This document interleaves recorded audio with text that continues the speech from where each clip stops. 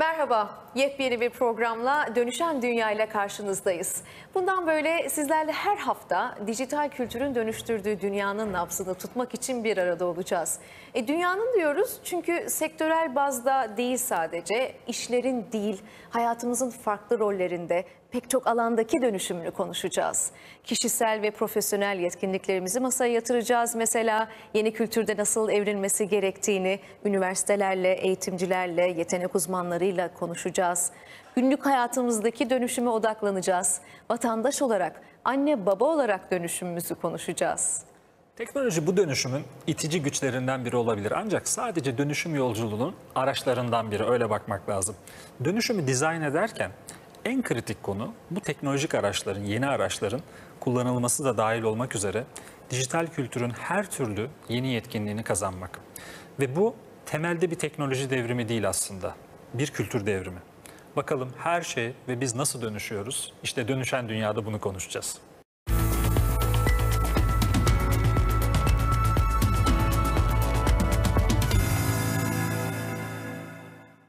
İlk durağımız işlerin dönüşümü, yani sektörlerin dönüşümü. Çok değerli iki konuğumuz var, bu alanda çok tecrübeli. Eğitim sektöründen bahsedeceğiz. Tam da bu haftanın gündemi dolayısıyla eğitim öğretim yılı başladı. Sevgili Abdülkadir Özbek, Vizyon Okulları kurucusu. Sevgili Erdem Erkul, Doktor Erdem Erkul, Microsoft Türkiye Kamu Sektörü ve Yatırımlarından sorumlu Genel Müdür Yardımcısı. Ayağınıza sağlık, çok teşekkür ederim. Çok zengin bir sohbet olacağından eminiz bugün. Aynen. Şimdi her şeyin evriminde ve her şeyin dijitalleşmesinde aslında çok kilit bir sektörden bahsediyoruz. Eğitim sektörü deyince temel. Evet. Nasıl dönüşmeli eğitim sektörü? Buradan ne anlamalıyız Abdülkadir Bey? Buyurun sizden başlayalım. Şöyle, son yıllarda özellikle teknolojik gelişmeler birçok sektörü dönüştürüyor. Eğitim sektörüne de ciddi anlamda katkılar sağlayan bir dönüşüm söz konusu. Ben teknolojinin gelişmesiyle beraber özellikle insani becerilerin gitgide önem kazanacağını düşünüyorum. İletişim gibi, işbirliği gibi, yaratıcılık, problem çözme gibi beceriler. Bu teknolojiler öğretmenlerin işlerini kolaylaştırarak, üzerlerindeki bazı robotsal yükleri alarak öğretmenlerin daha çok insani dokunuşlar yapabilmesini sağlayacak. Ayrıca öğrencilerin de her birinin öğrenme hızları farklıdır. Kimisi daha hızlı öğrenir, kimisi daha yavaş öğrenir. Kişiselleştirilmiş öğrenme için çok büyük nimetler sunuyor dijitalleşme. Öğrencilerin eksiklerini tespit edebilmemiz için bizim bu dijital araçlar ölçme değerlendirme alanında çok büyük imkanlar sunuyorlar. Çünkü bir konuyu anlamadığınızda o konunun hangi sınıf düzeyindeki eksiklikten kaynaklandığını tespit etmesi öğretmenin çok zor olabiliyor. Çünkü sınıfta 20 kişi en az oluyor özel okullarda bile, ki bu öğretmen 4-5 sınıfta derse giriyor. 80-100 civarında öğrenciye de ders veriyor. Her birinin eksiğini tespit etmesi, her birine özel geri bildirim verebilmesi insani olarak mümkün değil. Ama dijital araçlar sayesinde bu eksiği tespit edip herkese özel reçete üretip kişiselleştirilmiş bir öğrenme imkanı sunabiliyor.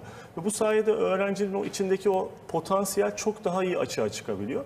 Bir de öğrenciler eskisi gibi işte öğretmen anlatsın, öğrenci dinlesin dünyasında değiller. Biraz daha interaktif bir dünya bekliyorlar. Bu noktada bu araçlar öğrencinin biraz daha aktif olduğu, öğrenci merkezli eğitimin daha kolay yapılabilmesini sağlayan araçlar haline geldi. Ben bu yaşanan değişim dönüşümle beraber insanların içindeki potansiyelin çok daha iyi açığa çıkacağını düşünüyorum. Öğretmenlerin mesleklerini icra ederken üzerlerindeki bu kağıt kürek yüklerini, robotik işleri dijital araçlara, yazılımlara devrederek çok daha iyi insani dokunuşlar yapabilecek zamanı kazanacağını düşünüyorum. O açıdan çok kıymetli bir dönüşüm. Doğru kullanılırsa gerçekten çok daha güzel günler göreceğiz. İnşallah bu noktada öğretmenlerin de gelişim programlarıyla beraber, desteklenmesiyle beraber çok daha nitelikli öğrenciler mezun edeceğiz okullardan. İnşallah, inşallah. Doğru kullanırsa ve doğru dizayn edilirse. Sevgili Erdem, sen dünyanın en büyük teknoloji şirketlerinden birinde çalışıyorsun. İşlerin dönüşümü dediğimizde, ama en başta eğitim sektörünün dönüşümü dediğimizde sizin gündeminizde ne var? Yani mesela 5 sene evvelkiyle bugünü karşılaştırırsak, 5 sene sonrasının vizyonuyla böyle yan yana koyarsak neleri konuşuyorsunuz, neleri tartışıyorsunuz? Tabii. Aslında baktığımız zaman bugün teknolojiyle beraber inanılmaz şekilde bir dönüşüm sağlayan bir dünyadayız. Yani bundan geçtiğimiz yüzyıllara bakalım.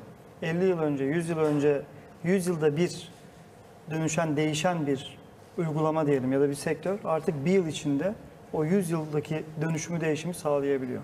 Özellikle teknoloji sektörü tabii yani bundan 5 yıl öncesi diyorsun. 5 yıl sonrasını belki düşünmek lazım. Bizim gibi şirketler ve bizim şirketimiz özellikle içinde yaşadığımız dünyada öğrencilere ve öğretmenlere daha güçlü olmalarını sağlayacak teknolojik destek sağlıyor diyebiliriz. Yani günün sonunda gene önemli olan insan. İş gene insanda bitecek, eğitim de insanda Ne bitecek. kadar robotlar, makineler gelse de en Günün sonunda insana gene dayanacak. tabii değil mi? insana dayanacak ama önemli olan insanın işte o teknolojiyi kullanarak daha yaratıcı, daha belki esnek, daha uygulamaya yönelik bir şeyler yapabilmesini sağlamak. Tabii burada önemli olan belki de en önemli sektör eğitim sektörü. Çünkü eğitim sektörü, hani eğitim şart diyoruz ya, bütün diğer sektörleri hem konumlandıracak, Kapsayacak, tabii. hem kapsayacak hem de şekillendirecek bir sektör. Ve her zaman ne diyoruz? Bu eğitim aslında ailede başlıyor. Yani okul öncesi eğitim diyoruz şimdi. İşte kreşler, ilkokullar, üniversite sonrası yaşam boyu öğrenme, yaşam boyu eğitim hepsi çıktı. Biz ne yapıyoruz şirketimiz olarak? Baktığımız zaman bir önümüzdeki 10 yıl, 15 yıl, 20 yıl yani işte Y kuşağı, Z kuşağı hepsi aslında bir toplam olarak bakmak gerekiyor ve onlara yönelik çözümler geliştiriyoruz. Yani hem öğretmenlerimizin kullandığı, hem öğrencilerimizin kullandığı ya da kullanabileceği hem de ailelerin ve çocuklarımızın özellikle ya da bizler de birer öğrenciyiz hayatta. Tabii. Yararlanabileceği uygulamalar geliştirmek. Örneğin mesela bir HoloLens uygulaması. Önümüzdeki yıllarda daha çok bunu göreceğiz. Yani fiziksel derslerin artık gözlükler eşliğinde öğretmenlerin mekan ve genel anlamda yerden bağımsız şekilde öğrencilerle buluşturabileceği uygulamalar. Gene örneğin artık online içerikleri bir öğretmen düşünelim, bir sınıf düşünelim. 20 öğrencisi var, 25 öğrencisi var. Bazı günler okulda yapmadan gözlük üzerinden yapabileceği uygulamalar hayatımızda göreceğiz. Gene teknoloji yardımıyla dünyanın belli bir yerindeki öğretmenin ve öğrencinin ve sınıfın dünyanın başka bir bölgesindeki öğretmenin, öğrencinin ve sınıfın interaktif olarak ders işleyebileceği, ödevlerini birbiriyle paylaşabileceği, ödevlerden sonraki ya da derslerden sonraki örnekleri birlikte tartışabileceği platformları sağlamaya çalışıyor. Ama dediğim gibi en önemli olan hem öğretmene hem öğrenciye bu dünyada daha güçlü kılabilmek için teknolojisiyle destek olmaya çalışan bir şirketiz. Burada en önemli olan belki de ayrıntı hem eğitim sektörü hem öğrenme hem öğretme. İnanılmaz değişim içinde. Evet. Ve bizim şirketimiz de bu değişime ayak sağlamaya çalışıyor. Bizler de ayak uydurmaya çalışıyoruz. Sizler de aynı şekilde.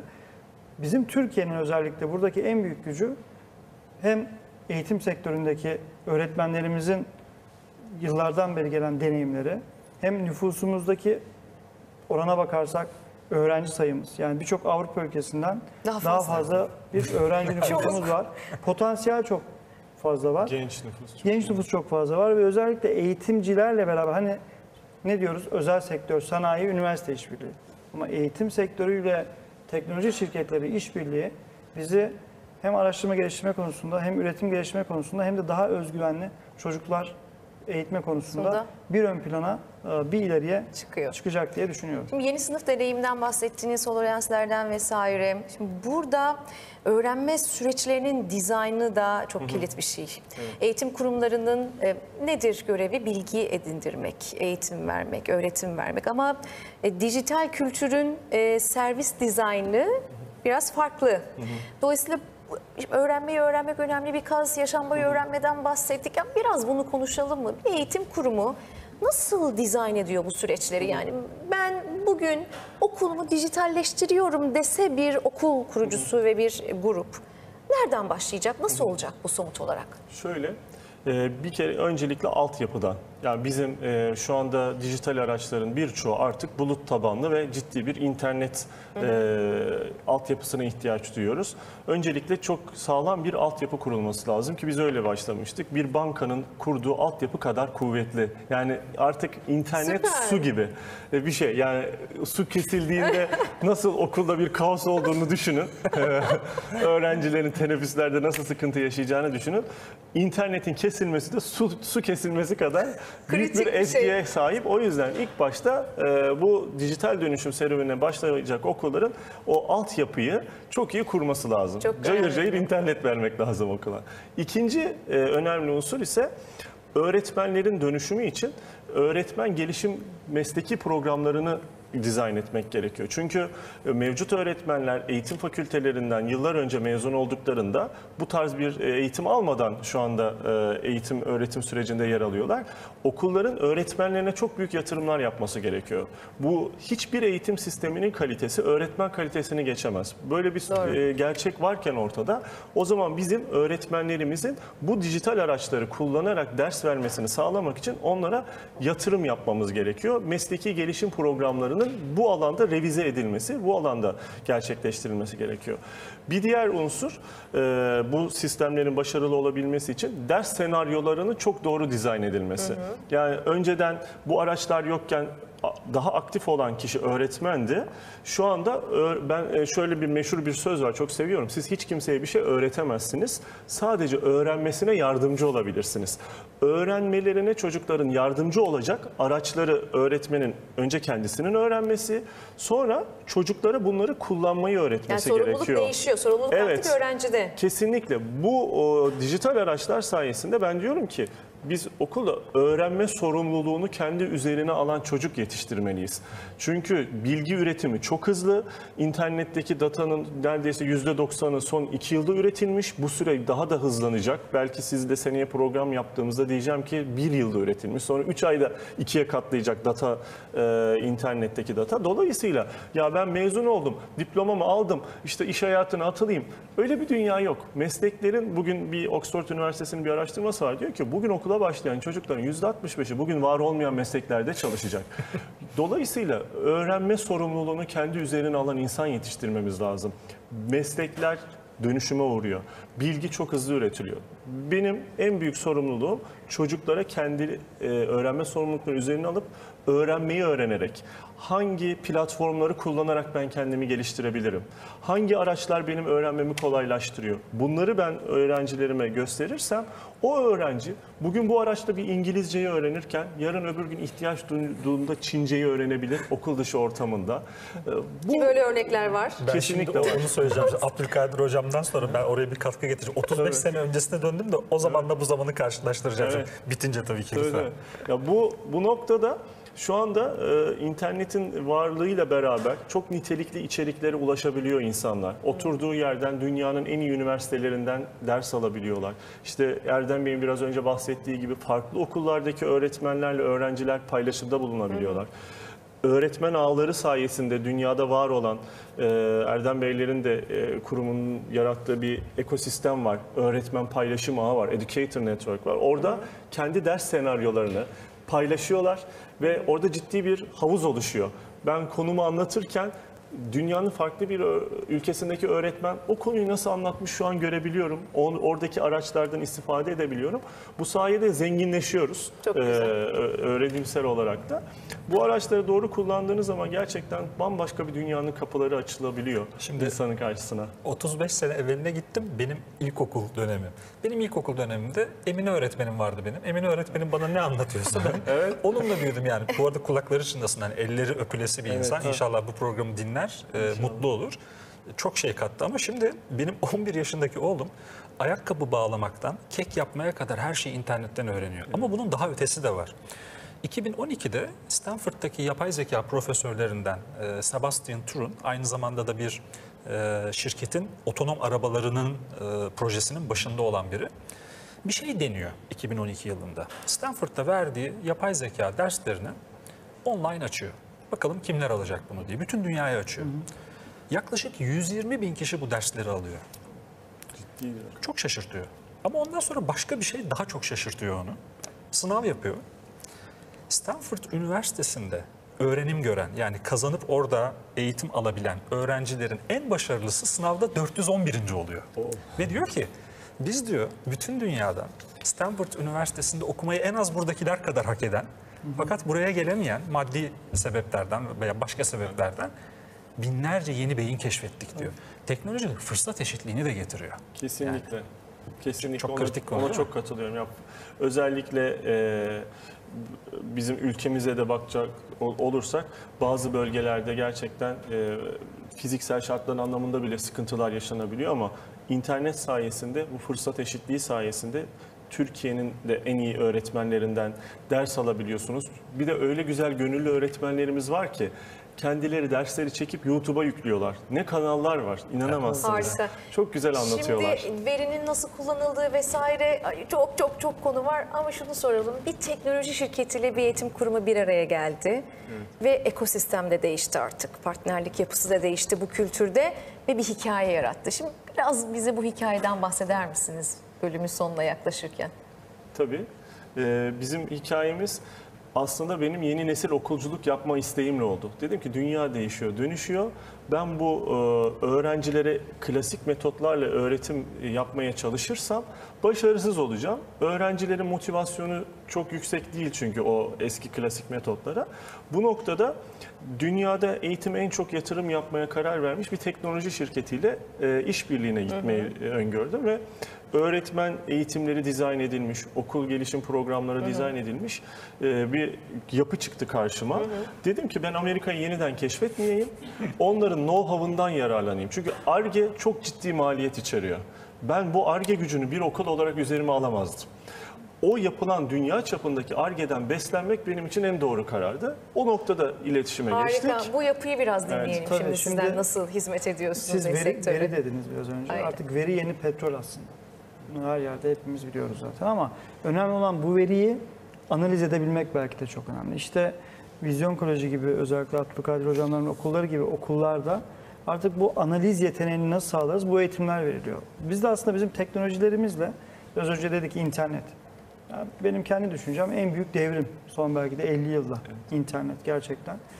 Bu sayede bizim teknolojilerimizle beraber işte bu paylaşımlar, biraz önce bahsettiğimiz işte bu sanal gözlükler, Türkiye'deki öğretmenlerimizin yurt dışındaki farklı ülkelerdeki aynı konuları, aynı dili konuştukları öğretmenlerle bir araya gelmeleri. Yani bir interaction aslında sağlama platformlarıyla beraber başarı hikayelerimiz ortaya çıktı.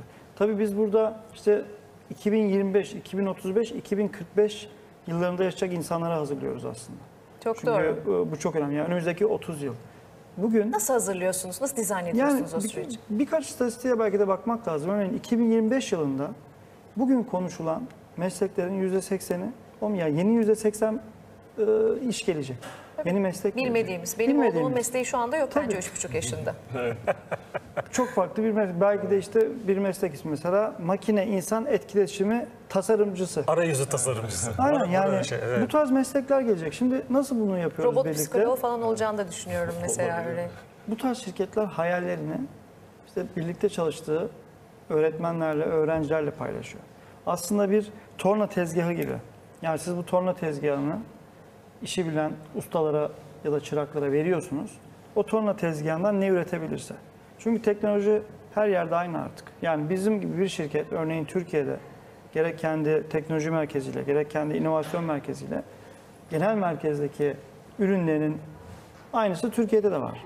Önemli olan bu bir oyun hamuru gibi. Yani bu hamurdan nasıl bir tasarım çıkacak? Kültürü şekillendirmek. Evet. Yani bunu Bize okullarımızda altyapıyı beraber veriyorlar. yapıyoruz. Biz o araçları kullanarak sınıftaki o ders senaryolarını çok daha etkili öğrenim için kullanmış Bir de oluyoruz. oyun kullanıyorsun hocam. Evet. Ondan da bahseder misin? Tabii. O çok ilgi çekici Tabii. bir hikaye. Minecraft'ta ne Minecraft yapıyorsun? mesela çocukların çok sevdiği bir oyun.